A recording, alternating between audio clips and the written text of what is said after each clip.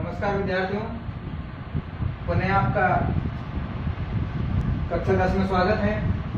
आज का अपना जो प्रक्रम इस क्लास में रहेगा वो कारक का रहेगा, क्योंकि अभी पिछली क्लास में हमने क्रिया और विशेषण जो पढ़े थे उनको पूर्ण कर लिया था।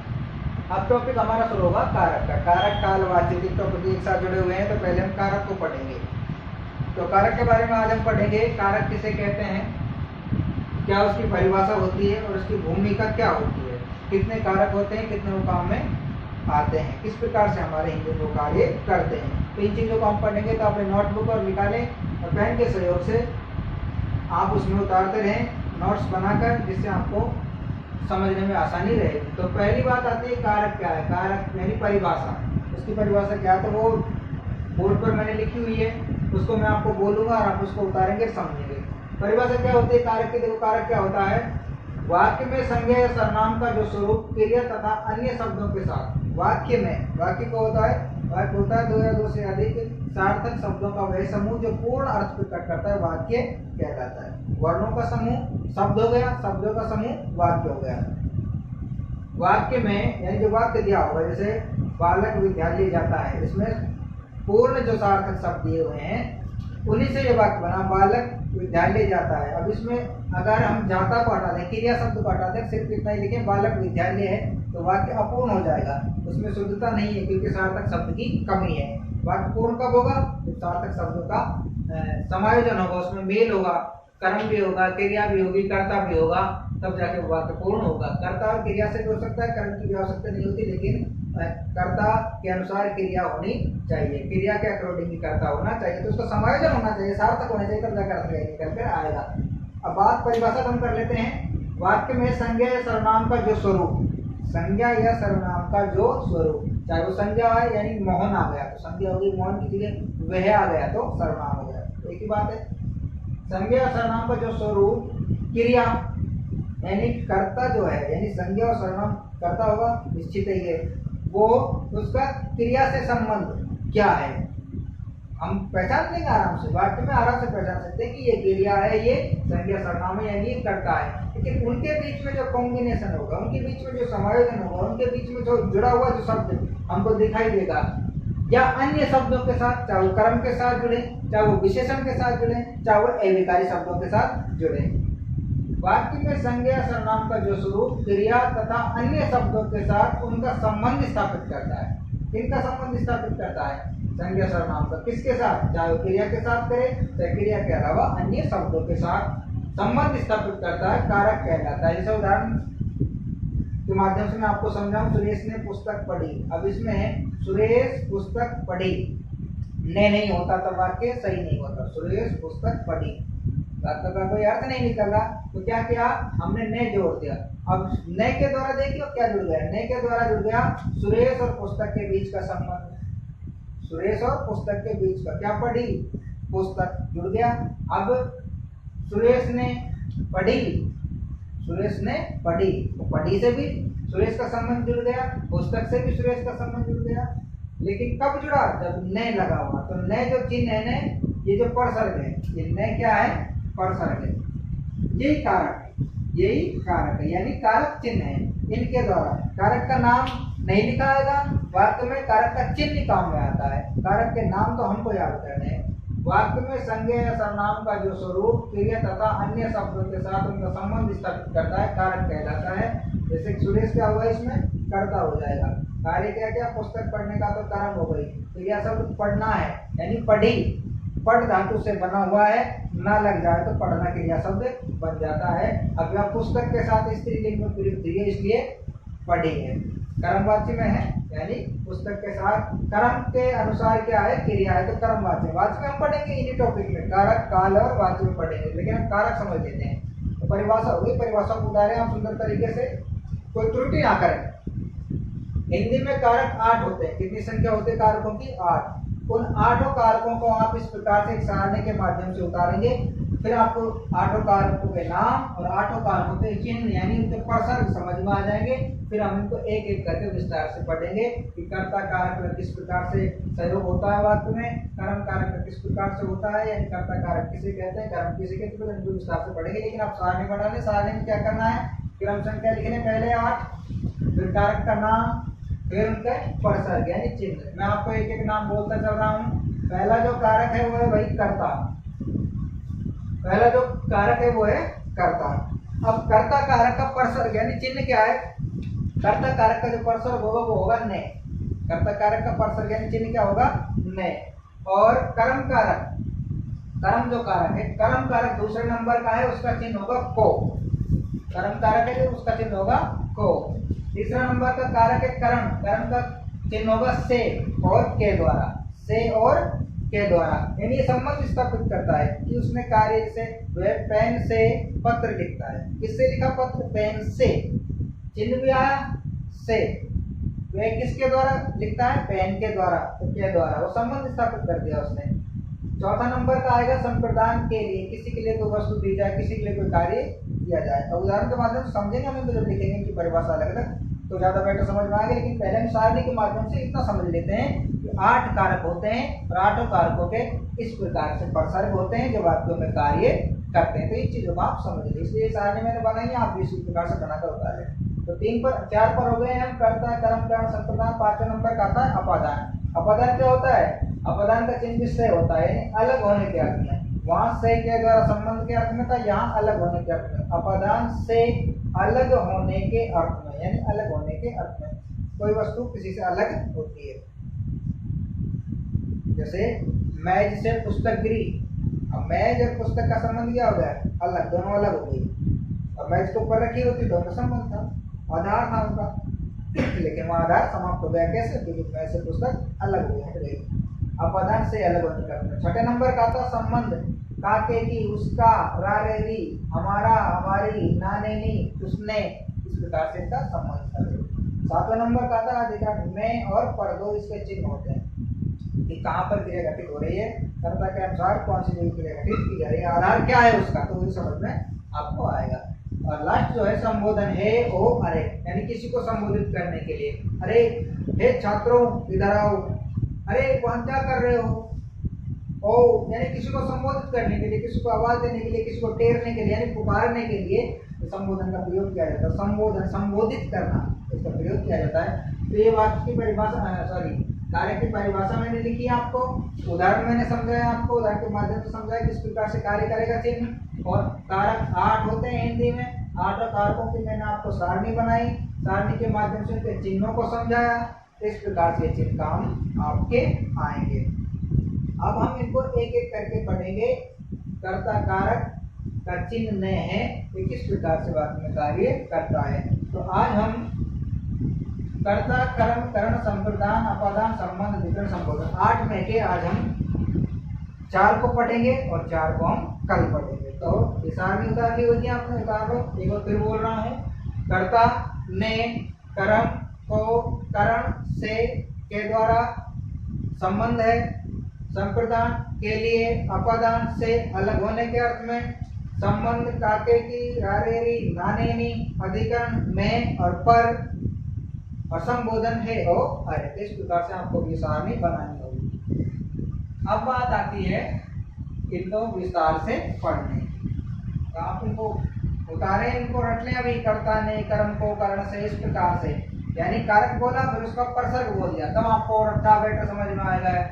कर्ता ने कर्म को करण से के द्वारा, संप्रदान के लिए, अपादान से अलग होने के अर्थ में, संबंध काके की, रारेरी, अधिकरण में, पर, संबोधन है ओ अरे। इस प्रकार से जैसे मैंने आपको बोला था बिना देखे, आप इसी प्रकार से इसको लिख कर एक बिना देखे बोले, आपको याद हो गया। 8 कारक हो गए। अब उनका कार्य किस प्रकार से होता है, तो पहला नंबर हम लिखेंगे कर्ता कारक। छोटे रूप में हम इनको पढ़ेंगे, विस्तार से ज्यादा नहीं पढ़ेंगे, क्योंकि विस्तार से आप ज्यादा पढ़ेंगे तो आप कंफ्यूज जो हो जाएंगे। इसलिए हम जो पाठ्य पुस्तक का थोड़ी दिया हुआ है छोटा सिलेबस, उसी का आधार पर हम इसको पढ़ेंगे। तो इससे क्रिया करने वाले का बोध होता है कर्ता कारक। कर्ता मतलब कार्य को करने वाला, तो इसमें लिखेंगे आप इससे क्रिया के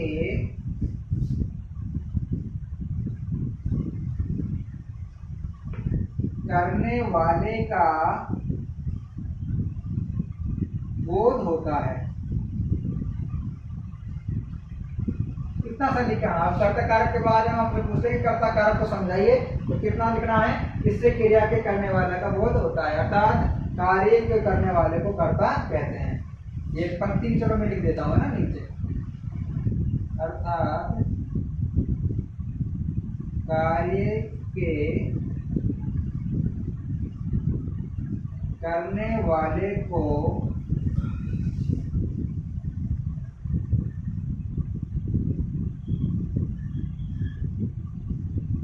कर्ता कहते हैं।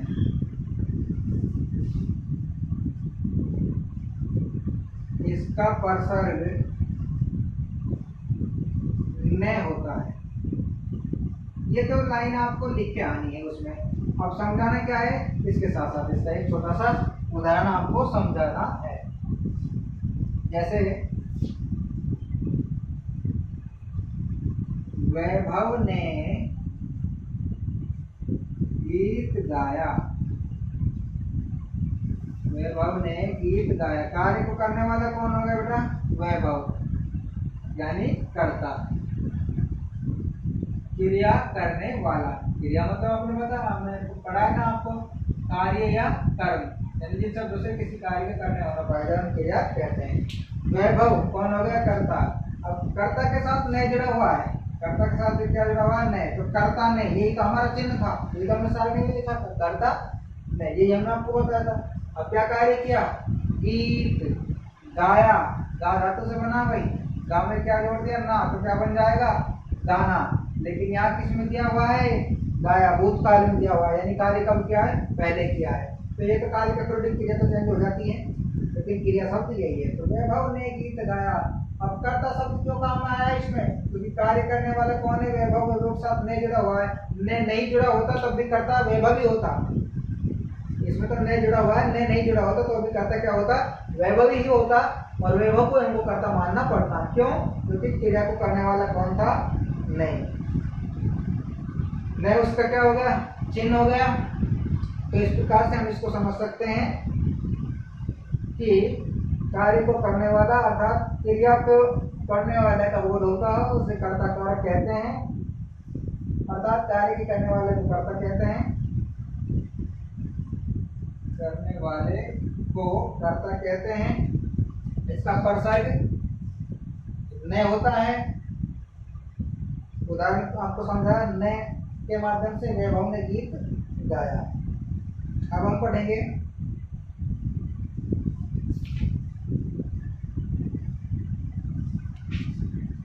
कई बार क्या होता है, जो उदाहरणों में मैंने थोड़ी देर पहले आपको बताया था, जो समझा रहा था, ने नहीं दिया होता है लेकिन कर्ता तो होता है। तो कर्ता के अकॉर्डिंग हम वह गया था, एक उदाहरण लिख के मैं आपको समझाऊं। वह गया था, और गया क्रिया हो गई, वह क्या हो गया? कर्ता। अब देखिए कर्ता के साथ इसमें ने नहीं दिया हुआ है, तो हम कंफ्यूज नहीं होंगे कि ये कर्ता कार्य हो ही नहीं सकते, इसमें तो ने नहीं है, ये कोई जरूरी नहीं है। हमको निकाल कर देखना है कि कार्य करने वाला कौन है? वह के साथ कर्ता, वह करता है, कर्ता के साथ न जुड़े या ना जुड़े कर्ता कारक तो वो रहेगा ही। वो तो वाक्य को शुद्ध बनाने के लिए, वाक्य का सार्थक अर्थ समझाने के लिए इन चिन्हों का प्रयोग किया जाता है। और वह गया, कर्ता तो वही है, कर्ता चिन्ह ही है, वह गया। और कर्तृवाच्य है, सबसे बड़ी बात है, इसमें कर्म ही नहीं है, क्योंकि अकर्मक क्रिया का उदाहरण और अकर्मक क्रिया हमेशा जो कर्तृवाच्य में प्रयोग करती है, कर्मवाच्य में अकर्मक सकर्मक दोनों होते हैं, तो भाववाच्य में भी अकर्मक ही होता है, ये भी अकर्मक का उदाहरण वह गया था। तो कर्ता वह है। अब इसमें न नहीं दिया हुआ, लेकिन फिर भी वह के साथ ही न जुड़ेगा, अर्थात कहने का अर्थ है कर्ता कारक वही है इसमें। तो कई बार कैसा होता है, जो ये काल दिया हुआ है पीछे, था, गया, है, गा, जाएगा, तो उस आधार पर कई बार कहता है होता है कि जो प्रसर्ग है वो दिया हुआ नहीं होता, तो हमको निकालना होता है कि कर्ता कारक ये या कोई और कारक। तो उसके लिए क्या करना होता है, हमें कारक पढ़ेंगे और कारक के साथ साथ अभी हम अगला जो टॉपिक आएगा ना हमारा काल का और वाच्य का, इन तीनों टॉपिकों को जब आप कॉम्बिनेट कर लेंगे, समायोजित कर लेंगे तो ज्यादा बेटर आपको समझ में तब आएगा। कब? जब काल भी पढ़ेंगे और वाच्य भी पढ़ेंगे। क्रिया हमने पढ़ी ली, हमसे फिर ये भाग कर जाने वाला नहीं है, क्योंकि क्रिया पढ़ ली, क्रिया का ज्ञान हमें हो गया। कारक अब पढ़ लेंगे, महाजन काल में कारक हो जाएगा, फिर काल पढ़ लेंगे 2 दिन में, फिर हम वाच्य पढ़ लेंगे 1 दिन में। तो 5-6 दिन में जब हमारे तीनों चारों टॉपिक एक साथ हो जाएंगे ना, तो कहाँ भगते जाएगा। क्रिया की पहचान हो गई, कारक हम पढ़ रहे हैं और काल हम पढ़ेंगे, वाच्य पढ़ेंगे, फिर हमसे पता चल जाएगा कि कौन सी क्रिया प्रयुक्त हुई है, चिन्ह कौन सा लगा हुआ है, नहीं लगा तो क्यों नहीं लगा हुआ, क्योंकि इस काल में प्रयुक्त हुआ तो वो कब होगा, जब हमको पढ़ेंगे। तो कर्ता कारक हो गया भाई हमारा, तो उतार ले सुंदर तरीके से इनको। अगला जो कारक है आप जानते होंगे, आप सारणी बना ली आपने, तो नंबर 2 पर कौन सा होगा, कर्म कारक। कर्म ही होगा क्योंकि नंबर 2 पर हमने कौन सा लिखा था सारणी में, कर्म। नंबर 1 पर कर्ता था, नंबर 2 पर कर्म कारक। इससे क्रिया का फल भोगने वाले का बोध होता है, इससे क्रिया का फल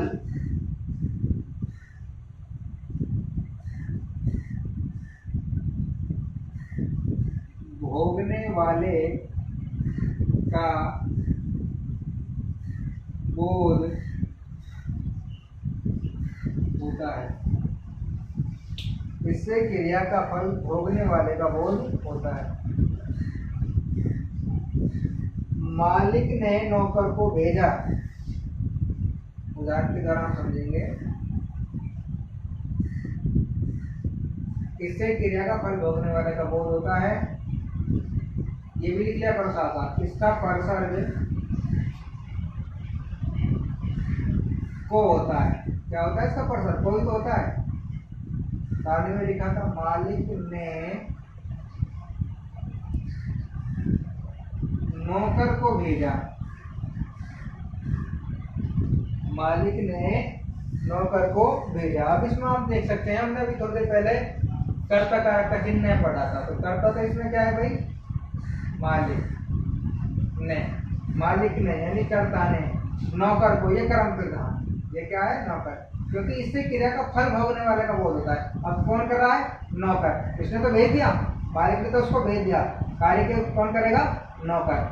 तो भेजा मतलब भेजना, क्रिया शब्द है, ये क्रिया शब्द है। अब बीच में क्या होता है, को, ये को क्या है, परसर्ग, को क्या है, परसर्ग, किसका, कर्म कारक का, किसका, कर्म कारक का। तो इसे ऐसे हम समझेंगे इन चीजों को, इससे क्रिया का फल भोगने वाले का बोध होता है, इसका परसर्ग को होता है। मालिक ने यानी कर्ता ने तो अपना कार्य कर दिया, लेकिन अब फल कौन भोग रहा है, नौकर, यानी कार्य कौन करेगा, नौकर। उसने तो कह दिया कि भाई जाओ, नौकर को यानी कर्म को भेजा। तो इसमें भी वही होता है, कई बार कर्म जो कारक है उसका चिन्ह कई बार प्रयुक्त नहीं हो पाता है, जिससे आप कंफ्यूज ना हो, उसी प्रकार से इनको भी आप निकालिए। से कर्ता कारक का हमने निकाला था। और कर्म कारक में हमेशा आपने देखा होगा, कर्म है तो कर्म कारक में तो कर्म निश्चित होगा, तो कर्म कारक में सकर्मक क्रिया प्रयुक्त होती है।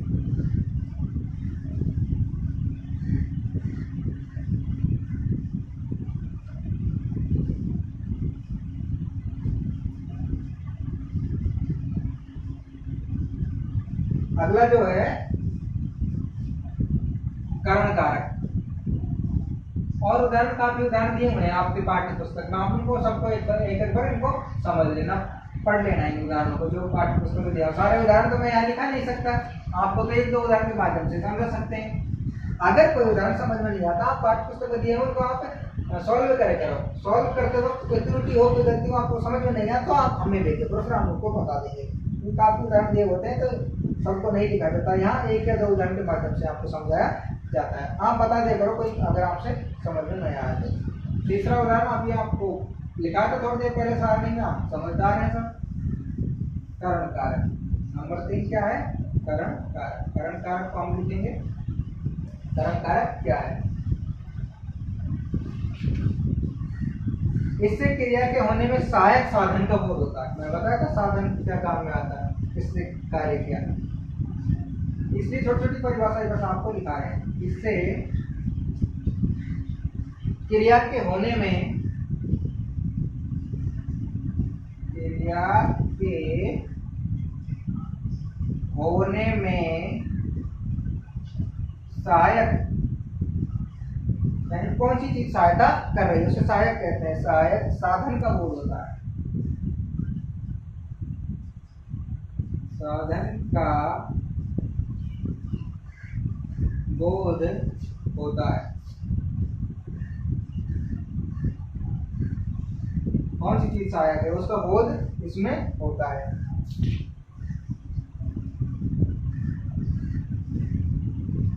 वे कार से मुंबई जाएंगे। वे, दे अंग्रेजी में जिसको कहते हैं, यानी थर्ड पर्सन के लिए कहा गया है। मैं और आप बात कर रहे हैं तीसरे के लिए, मैं और आप बात कर रहे हैं तीसरे के लिए, थर्ड पर्सन के लिए। वे कार से मुंबई जाएंगे, थर्ड पर्सन के लिए काम कर रहे हैं, यानी अन्य पुरुष के लिए हम कार्य कर रहे हैं। मुंबई, कहाँ जाएंगे? मुंबई जाएंगे, यानी जा से क्या बन गया? जाना क्रिया है। अब जाएंगे ये तो भविष्य काल में लीजिए, इसलिए काल के थ्रू ये चेंज हो जाती है। मैंने आपको बार बार बताया है। किससे? कार से। किससे?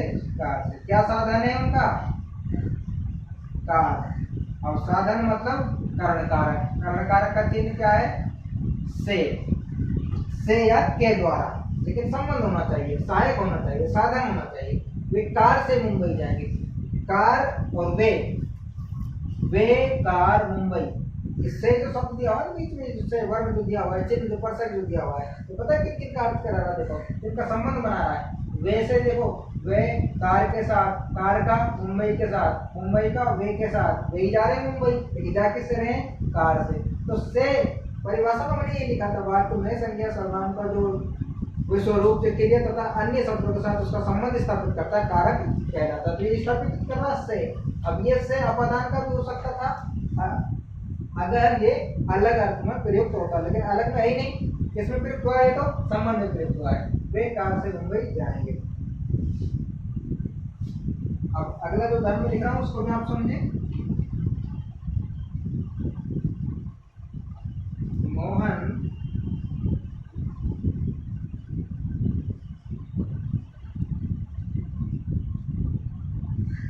कलम से पत्र लिखता है। कर्मवाच्य है, बिल्कुल। पत्र लिखा है, कार्य हुआ है, किसने लिखा है? मोहन ने। लेकिन कार्य किया किससे? साधन क्या था उसका? कलम। और जहाँ साधन आ जाता है वहाँ से चिन्ह दिया है। और से चिन्ह कौन से कारक का पढ़ रहे हैं हम?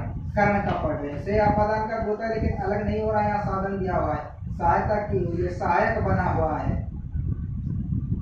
तो ये कलम से, मोहन पत्र तो लिखता है, लेकिन किसके सहयोग से?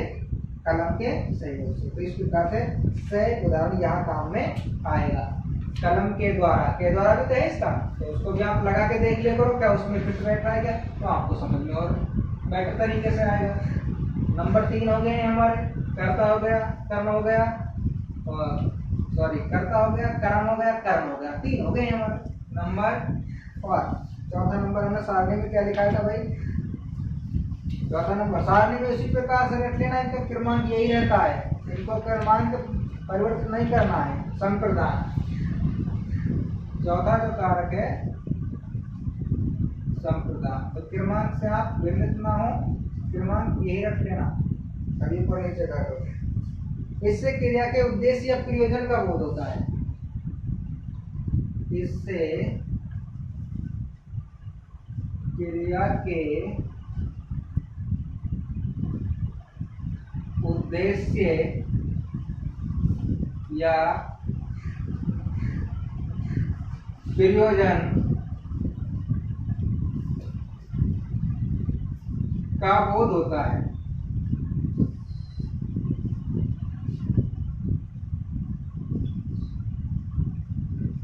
इसका परसर्ग चिन्ह कोई कहते हैं ना, के लिए होता है। क्या दिया? उद्देश्य या प्रयोजन। कि कर्ता का उद्देश्य क्या है, वो क्या कार्य कर रहा है, किसके उद्देश्य से कार्य कर रहा है, किस प्रयोजन यानी किस मतलब के लिए कार्य कर रहा है, किसके लिए कार्य कर रहा है, या किसी के लिए कुछ वस्तु दे रहा है। ये भी इसकी परिभाषा मैंने कहीं पढ़ी थी कि संप्रदान कार्य क्या होता है, इसके माध्यम से किसी को कुछ वस्तु दी जाए, किसी का कोई कार्य किया जाए, वो संप्रदान होता है। इसीलिए के लिए यानी उसके लिए, इससे क्रिया के उद्देश्य या प्रयोजन का बोध होता है। जैसे उदाहरण में हम लिखेंगे, और संप्रदान में पढ़ रहे बेटा, हम संप्रदान में लिखेंगे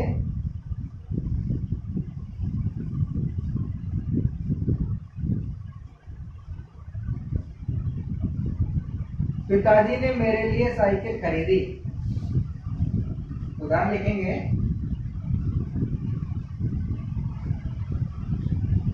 पिताजी ने मेरे लिए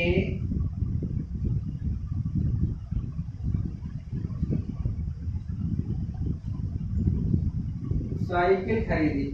अब इसमें देखिए बेटा, उदाहरण मैंने लिख दिया है और आपको समझ में भी आ जाएगा। सिर्फ करना क्या है, मैंने अभी थोड़ी देर पहले आपको बताया था, या लिखा नहीं था बोर्ड पे, लेकिन बताया था कि किसी के लिए कुछ दिया जाए, किसी के लिए कुछ किया जाए। क्रिया के उद्देश्य क्या है, प्रयोजन क्या है, यानी जो खरीदी है, जो खरीदना है, क्रिया क्या है बेटा इसमें, खरीदना, खरीद धातु से बनी हुई है, खरीदना। अब साइकिल स्त्रीलिंग है, इसलिए उसके साथ प्रयुक्त क्या हुआ है, खरीदी। ठीक है, तो आप इसको समझे करो। अब क्रिया का उद्देश्य प्रयोजन क्या है, देखो, किसके लिए खरीदी, पिताजी ने, किसके लिए, मेरे लिए, अर्थात उसके बालक के लिए। पिताजी ने, देखो नया चिन्ह आया है, तो यहाँ कंफ्यूज मत होना, कर्ता के साथ जुड़ा हुआ है। कार्य तो किसने किया, पिताजी ने किया था, कर्ता तो यही रहेगा इसमें, क्योंकि पिताजी ने कार्य किया है। साइकिल खरीदी, किसने खरीदी है साइकिल, पिताजी ने खरीदी है, तो कर्ता तो कौन होगा, पिताजी। लेकिन अब किसके लिए, मेरे लिए, तो आ गया ना, किसके लिए, इसके लिए, किसके लिए में क्या आ गया, मेरे लिए। तो क्या चिन्ह हुआ, के लिए। के लिए चिन्ह किसका होता है, संप्रदान कारक का। इससे क्रिया के उद्देश्य या प्रयोजन का बोध होता है। इसका परसर्ग के लिए होता है, पिताजी ने मेरे लिए साइकिल खरीदी, तो वही होता है किसी के लिए कुछ देना। जैसे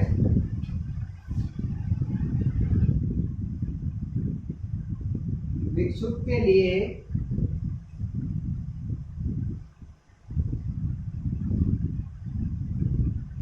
भिक्षा दो, भिक्षुक के लिए भिक्षा दो। किसके लिए, भिक्षुक के लिए। क्या दी गई है, भिक्षा, तो मानी देना, यानी क्रिया शब्द है। तो के लिए यानी किसी के लिए कुछ दिया गया, किसी के लिए कोई कार्य किया जाए, और कौन सा कारक होता है, संप्रदान कारक होता है। तो इन चीजों को आप समझें अच्छी तरीके से, उतारे, ज्यादा बेटर आपको समझ में आएगा। नोट्स के रूप में आप उनको उतारते चलेंगे साथ साथ तो, और उनको पढ़ते भी रहें बीच बीच में। बार बार वीडियो देखने की जरूरत नहीं पड़ेगी, एक बार काम लगे तो कोई नोट्स पढ़ जाएगा, उसी को निकाला और फिर। पांचवा जो है अपादान। हमारी जो सारणी थी, ये क्रमांक जो दिया हुआ है हिंदी विषय में कारकों का, उसमें 5वें नंबर पर अपादान ही आता है, तो वही हमने सारणी में लिखा है। तो अपादान में लिखेंगे, इससे क्रिया के स्थान परिवर्तन का बोध होता है, यानी अलग होने का बोध होता है। इससे क्रिया के स्थान परिवर्तन का बोध होता है। इसका परसर्ग से अलग होने के अर्थ में प्रयुक्त होता है, क्योंकि से ऊपर भी लिखा हुआ था संबंध में, इसलिए होता है। इससे क्रिया के स्थान परिवर्तन, अब स्थान परिवर्तन अपने आप हो जाएगा, वो अलग हो जाएगा। यानी स्थान परिवर्तन हो जाएगा। पहले वो बाजार में था, वो घर आ गया, तो बाजार वो घर थोड़ी गया, बाजार तो वही रह गया, और ना ही घर बाजार गया। घर का और बाजार के बीच की दूरी वो अलग होना वो होता है। छत से ईंट गिरी, अब ईंट अलग हो गई है छत से, ये नहीं कि छत भी ईंट के साथ साथ आई है, ये नहीं कि ईंट वापस छत पर चली गई, ऐसा नहीं, वो अलग हो गई है। इससे क्रिया के स्थान परिवर्तन, यानी जो क्रिया घटित हो रही है उसमें स्थान परिवर्तन हो जाता है। जैसे मैं बाजार गया, बाजार से वापस आ गया, तो पहले तो जाने की क्रिया हो गई, फिर आने की क्रिया हो गई, तो जाना और आना दोनों अलग हो गए, तो अलग होने का तो स्थान परिवर्तन हो गया। तो स्थान परिवर्तन किससे होता है? अपादान से। अपादान का चिन्ह क्या होता है? से, अलग होने के अर्थ में। उदाहरण लिखेंगे, जैसे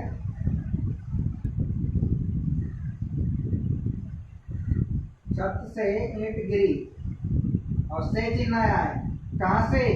छत से, अलग हो गई ना, छत का स्थान वही रहा, अलग क्या हो गई? ईंट। अब दोनों के बीच में दूरी हो गई, स्थान परिवर्तन हो गया दोनों का। पहले छत और ईंट एक साथ थी, लेकिन ईंट जैसे ही छत से गिरी तो छत वहीं पर रह गई, उसका स्थान वही रहा, और ईंट उससे अलग हो गई, यानी स्थान परिवर्तन हो गया, वो अलग हो गई, छत से ईंट गिरी। तो इसको आप समझे। दूसरा उदाहरण मैं दिखा रहा हूँ उसका, एक और उदाहरण समझ लेंगे, उसमें समझ आ जाएगा आपको। पेड़ से पत्ते गिरे या गिरते हैं, पेड़ से पत्ते गिरे, नहीं लिखो करो। अब पेड़ से और पत्ते, पेड़ और पत्ते आपस में अलग हुए कि नहीं? हो गए। पत्ते लगे होते पेड़ में, और जो टूट कर नीचे गिर गए, तो पेड़ का जो भाग था वो तो वही रहा स्थिर, लेकिन पत्ते हैं जो वो अस्थिर हो गए, यानी वहां से नीचे गिर गया। अब इनके और इसके बीच में जो दूरी है, जो स्थान परिवर्तन जो है, यहाँ से गिरकर यहाँ गया, स्थान परिवर्तन, यानी वो अलग हो गया, स्थान बदल लिया उन्होंने, किन्होंने? पत्तों ने। पहले वो पेड़ पर थे, लेकिन पेड़ से टूटकर कहाँ गए?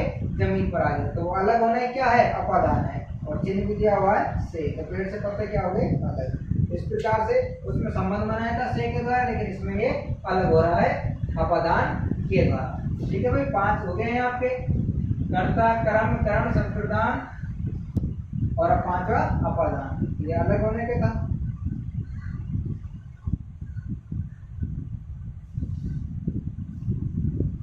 छठा है संबंध। सारणी में देख लेना, छठा संबंध ही होगा। संबंध, छठा संबंध है। इससे संज्ञाओं और सर्वनामों के परस्पर संबंधों का बोध होता है। दो छोटी सी परिभाषाएं लिख ली। इससे संज्ञा और सर्वनाम के परस्पर संबंधों का बोध होता है। संबंधों का बोध होता है, यानी ये जो है ना संज्ञा और सर्वनाम, ये किस प्रकार से परस्पर यानी आपस में संबंध स्थापित करते हैं। किसके द्वारा होता है? संबंध के द्वारा। यानी जैसे उसने, अब उसने सर्वनाम हो गया, उसने कार्य किया, किसने किया? उसने, तो उस तो है ही, ने लग गया, उसने यानी सर्वनाम शब्द हो गया। जैसे मोहन ने, संज्ञा और सर्वनाम, इससे संज्ञा और सर्वनाम के परस्पर संबंधों को बोध होता है कि संज्ञा और सर्वनाम का संबंध जो है किन चिन्हों के द्वारा वाक्य में और जो शब्द हैं, चाहे वो विशेषण हो, चाहे वो क्रिया हो, चाहे वो कर्म हो, किसी प्रकार का, उनसे किस प्रकार का जो लाइजन उनका बना है, संबंध जो उनका बना है, ये किससे होता है? संबंध कारक के द्वारा ही होता है। संबंध कारक का धर्म मैं बता रहा हूँ आपको, लिखते हैं उसी प्रकार से। उसके एक भाई है, उसके एक भाई है।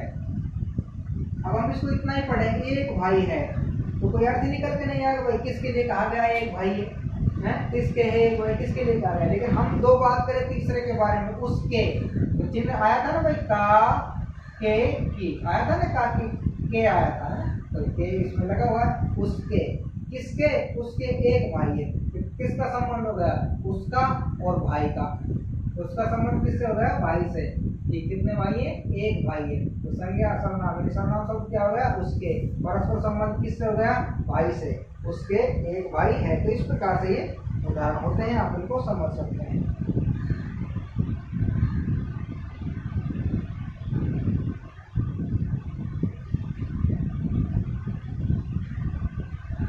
उसका घर 2 मंजिला है।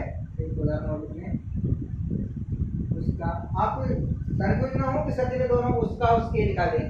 रानी वो भी होते हैं हमारा, हमारी नाने, उसने, उसने, जो उसने, तो उस प्रकार से जो उदाहरण है वो भी उसी प्रकार से होते हैं। उसका घर 2 मंजिला है। अब घर 2 मंजिला है लेकिन किसका? उसका। और ये पता कब चला? जब इसके साथ का लगा। का किसका चिन्ह? संबंध का। अब संबंध बन गया कि भाई उसका घर, उसका और घर के बीच में संबंध बन गया। कैसा है? 2 मंजिला है। तो इस प्रकार से संबंध स्थापित हो जाता है। इससे संज्ञा और सर्वनाम के परस्पर संबंध का बोध हो जाता है कि संज्ञा और जो सर्वनाम है वाक्य में अन्य शब्दों के साथ उनका संबंध, उनका लाइजन किस प्रकार से बना हुआ है, वो संबंध के द्वारा होता है। हमारे विद्यालय में 5 विद्यार्थी हैं। हमारे विद्यालय में 10 पंखे हैं। हमारे विद्यालय में 15 अध्यापक हैं। अब वो हमारा क्या होगा? उसने मुझसे कहा। किसने कहा? उसने। संबंध बन गया। मुझसे कहा। किसने? उसने। उसने, नाने नहीं, वो वाला उदाहरण आ गया। नंबर 7वां है शायद, अधिकरण।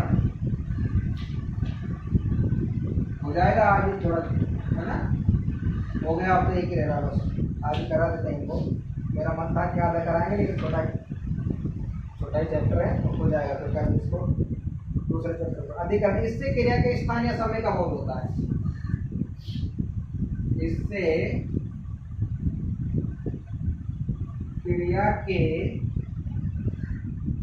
स्थान यानी आधार या समय का बोध होता है। इसका परसर भी जरूर ध्यान रखना भैया, सब का देखो सारणी को तो रखना, फोटो खींच लो एक तरह से उसकी आंखों में। इसका परसर्ग में पर होता है। कई जगह आपको और सब्जियों ने भी पढ़ा दिया होगा या फिर कहीं आपने भी लिखा देखा होगा कि मैं पेपर, मैं पेपर नहीं होता बेटा, 2 ही होते हैं बस, मैं और पर। वो पे कई बार मैंने भी लिखा देखा, कई पुस्तकों में भी लिखा देखा है, कई बार देखा भी बच्चों को अपने लिखा मैं पेपर, तो पे नहीं होता, मैं और पर, तो मैं पेपर जो रेगुलर बनी हुई है उसको उसी आधार पर लिख देते हैं। इससे क्रिया के स्थान या समय का बोध होता है। इसको उदाहरण के माध्यम से और अच्छी तरह समझेंगे। घर में 4 आदमी हैं। घर में 4 आदमी हैं। स्थान क्या हो गया? घर। में क्या हो गया? चिन्ह। संबंध किससे हो गया? 4 आदमियों से, ये तो हो जाता है। स्थान क्या हो गया? घर। में क्या हो गया? चिन्ह। संबंध किससे हो गया? 4 आदमी। कितने आदमी है? 4। कहाँ है? घर में। अब घर में है तो अधिकरण है, घर में है। तो लास्ट उदाहरण बचा हुआ, सॉरी लास्ट जो भेद बचा हुआ उसको भी आप उतार लें आज ही। ये आपका टॉपिक पूरा हो गया, 7 हो गए हैं। इनके उदाहरण काफी दिए हुए आपके पाठ्य पुस्तक में, तो उनको उदाहरण आप इसी प्रकार से हल करते रहें। ना समझ में आए तो बता दे करें, कमेंट करके इसको पढ़ जाए। लास्ट बचा हुआ आपका, उसको भी आज पढ़ लेंगे, हमारा कारक हो जाएगा। हो गया, लास्ट बचा हुआ, लिखो इसको भी। संबोधन। संबोधन में हम पढ़ेंगे, बताया था मैंने जब दिखाया था सारणी में, इससे किसी संज्ञा को पुकारने का बोध होता है। बताया भी था मैंने पुकार के भी आपको, उसी प्रकार इससे किसी संज्ञा को पुकारने का बोध होता है। छात्रों इधर आओ, पुकारा ना, तो उस प्रकार से होता है। इससे किसी संज्ञा को पुकारने का बोध होता है। इसके 3 कौन कौन से होते हैं अभी लिखा था, आप लिख लेंगे हमें। इसके परसर्ग सारणी में लिखा था ना आपको, यहाँ भी आप लिख लें। इसके परसर्ग है, ये चिन्ह बेटा, ओ अरे होते हैं। उदाहरण के द्वारा समझ लें।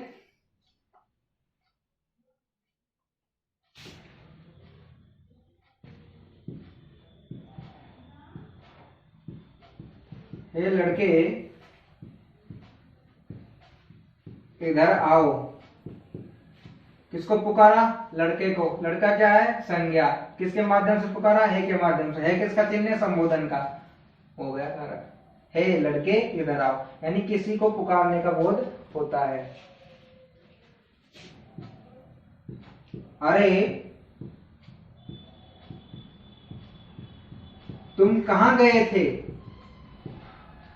तुम कहां गए थे? पूछा गया है, संबोधन करके उससे पूछा गया। अरे तुम कहां गए थे? संबोधित किया गया है। किसको? तुमको। तुम क्या है? संज्ञा के स्थान पर काम आने वाला शब्द है। अरे क्या है? संबोधन है। हो गए। इससे किसी संज्ञा को पुकारने का बोध होता है। इसके परसर्ग हे ओ अरे होते हैं, यानी किसी को आवाज देना, किसी को पुकारना, किसी को बुलाना। हे ओ अरे इसके चिन्ह होते हैं। इस प्रकार से आपका आज कारक का जो प्रकरण था वो पूर्ण हुआ। अच्छी तरीके से आपने इसको उतारा होगा। शुद्ध रूप में त्रुटि ना करें, उतार कर नोट्स के रूप में इनको पढ़ते रहें। फिर भी कोई समस्या आती हो तो कमेंट करके एक बार उसको बता दिया करें और सुंदर तरीके से उसको हल किया करें। और भी उदाहरण जो दिए हुए हैं आपको, उनको भी आप पाठ्य पुस्तक से हल करें। समझ में नहीं आता तो फिर उस उदाहरण को भी आप मेरे को भेज देकर मैं उसको समझा दिया करूंगा। बाकी कल पढ़ेंगे।